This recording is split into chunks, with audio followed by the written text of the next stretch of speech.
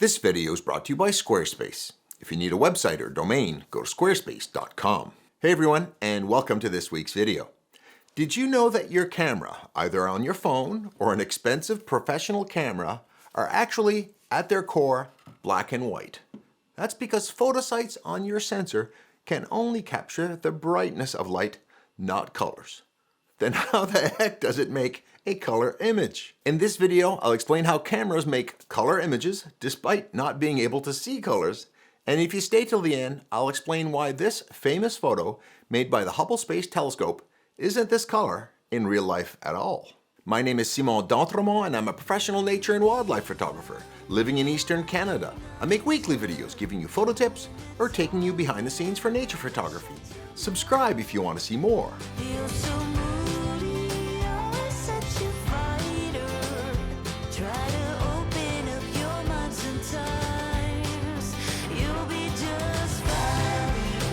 Okay, let's start with some color science basics so this all makes sense. Many of you may already be familiar with the use of red, green, and blue to make colors. This works because when you add colors together, you can create new colors. Screens, projectors, and LEDs create color by adding different amounts of red, green, and blue together. And red and green make yellow, green and blue cyan, and blue and red make magenta. If you add all three together, you get white. This additive color model is perfect for devices that emit light, like TVs, monitors, and phones. Even Photoshop speaks the same red, green, and blue language. If I take this color image and split the image into the three-channel language that Photoshop uses, we see that the red, green, and blue images that are combined to create a color image. Now, why do we use red, green, and blue? First, we need to remember that light is actually electromagnetic radiation and consists of various wavelengths. These wavelengths have different properties and can be described as radio waves, microwaves, infrared, visible light, ultraviolet, X-rays, and gamma rays. Turns out that we can only see a very small slice of this in what is called the visible light spectrum. Within that spectrum, if we blow it up, we can see violet, blue, green, yellow, orange, and red that all have their own unique wavelengths. Turns out your eyes have three types of cone cells sensitive to light, roughly tuned to blue, green, and red wavelengths. These cones are named according to the wavelengths they capture. L cones for long wavelengths, the reds, M cones for the medium wavelengths, the greens, and S cones for the short wavelengths, the blues. By stimulating those cones in different proportions, your brain reconstructs the full spectrum of visible colors. That's why the RGB system works so efficiently. It matches how our own vision works. So how does your television or your computer monitor use this? Many modern screens are made up of millions of tiny pixels, and each pixel is divided into three microscopic subpixels, one for each red, green, and blue. When a video frame is displayed, the brightness of each subpixel is controlled electronically. Your eyes blend the three colored lights together and then you perceive a single color based on the mixture. For example, if a pixel's red and green subpixels are bright but blue is dim, you'll see a yellowish pixel. Put millions of these together and you perceive a color image made up of all the colors you expect to see. Now, what does this have to do with camera sensors? Well, it turns out they use a similar system or color language, but kind of backwards. Rather than emit color, they need to perceive color. But there's a problem. Sensor photosites, the little measuring devices like little buckets that collect photons on your sensor, which you might call a pixel, can convert light into an electrical signal but can't measure colors or the proportion of various colors. It's actually colorblind. So how do we figure out colors then? Well, by using colored filters. If we place a blue filter in front of light, it will block all other colors of light and only allow blue to pass. It rejects colors or wavelengths that are outside what the filter is designed to allow. So anything that's captured behind this filter needs to be blue. The simplest form of this would be if using individual filters over the whole sensor. This is used in astrophotography, for example.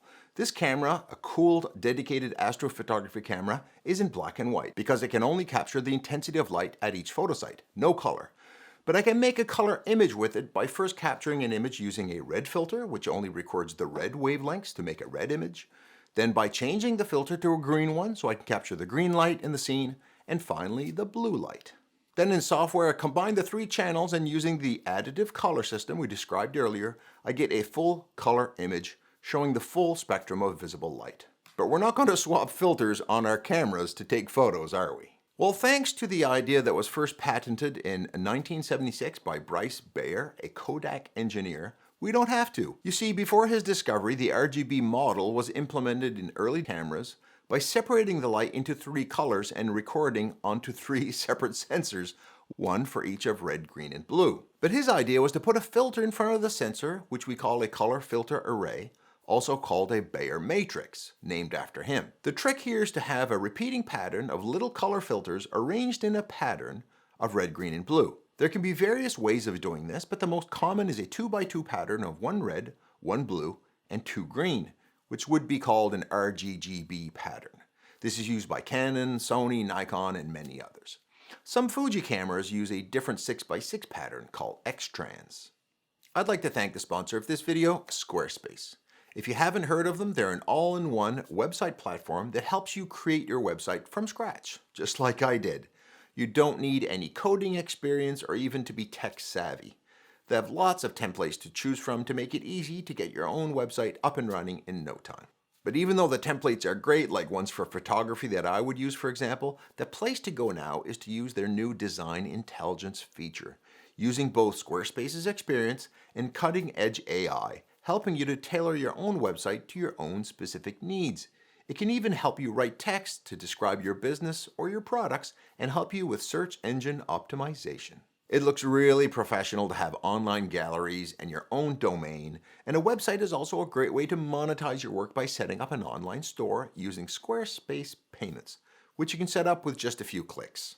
There are tons of ways for your clients to pay, and you can even do buy now and pay later with options like Afterpay. Go to squarespace.com to sign up for a free trial, and when you're ready to launch, go to squarespace.com/Simon for 10% off your first purchase of a website or a domain.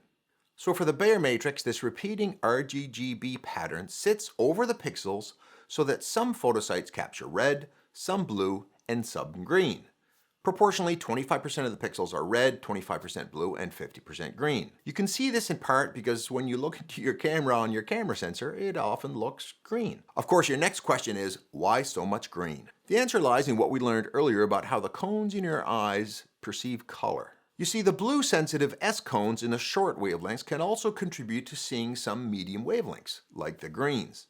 And it turns out that the L cones, sensitive to reds, can also contribute to seeing the medium green wavelengths next to it. As such, the green wavelength cones have some help from the other two types, and also turns out that the cones are also good at capturing details, and there are also more of them. Okay, one problem solved, we can now capture different colors in different pixels. But we've created another problem.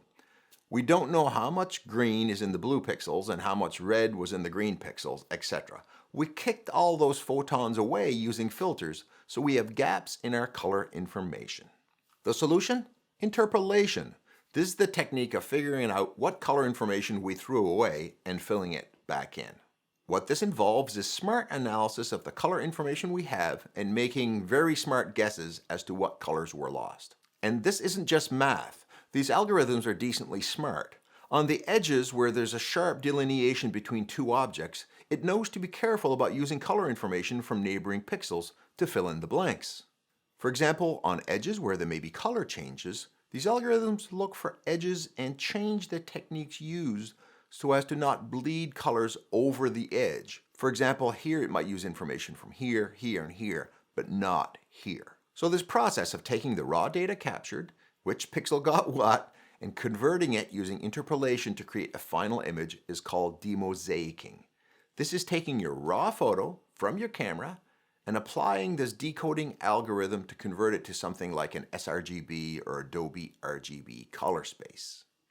That way it can be displayed on your digital devices. Now, if you shoot in RAW, this process happens later in software. If you shoot in JPEG, this happens in camera, and the outputted JPEG with this demosaicing has already happened, along with adding some noise reduction and saturation to make the photo prettier, for example. A RAW file is pre-demosaicing, and each manufacturer may have different algorithms to decode the raw data and make a color image out of it.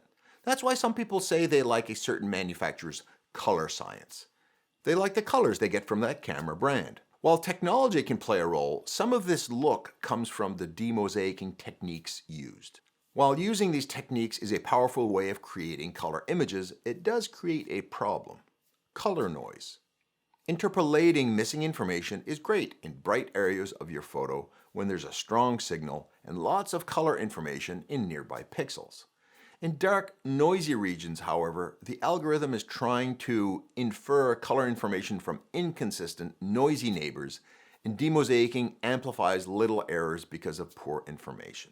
Luckily, software like Lightroom can easily detect this and fix it, like here. And I promise to show you how this photo, called the Pillars of Creation, made by the Hubble Space Telescope, isn't really this color at all. You remember when I showed you how you can put color filters in front of a black and white astro camera sensor to create color images? Well, rather than color filters, you can also use filters for specific wavelengths. You see, scientists have a challenge with color images when doing their work, where you often want to know the chemical composition or energy levels of what's in a photo, more than its color. Three of the more common types of colors in space are made by light or spectral lines of certain elements: hydrogen alpha at 656 nanometers, oxygen 3 at 500 nanometers, and sulfur 2 at 672 nanometers. These are the fingerprints of those elements in the visual spectrum. Now, the telescope isn't detecting hydrogen alpha chemically, it's detecting light that hydrogen emits when ionized by nearby stars. The problem with a color image is that both sulfur 2 and hydrogen alpha are both red. In a color image, you can't tell them apart. So how would a scientist know what parts of a nebula are hydrogen and what parts are sulfur? So here's the workaround. Using filters for these specific wavelengths, you can capture three images, like I did with this photo of mine of the Heart Nebula. Here's hydrogen alpha, oxygen 3, and sulfur 2. But rather than combine them, you assign them to the RGB color space with one wavelength going to each of red, green, and blue. So sulfur to red, hydrogen to green, and oxygen to blue. And when you combine them, you get what's called a false color image. They can be assigned in different ways, but this particular assignment was made so famous by the Hubble Space Telescope team that it's now called the Hubble palette. Now when you look at the image, you can tell the different elements apart. Here are a few more photos of mine captured using this technique. If this video is deserving, please give it a like, and if you like this type of videos into technology, let me know below and I'll make more. See you soon.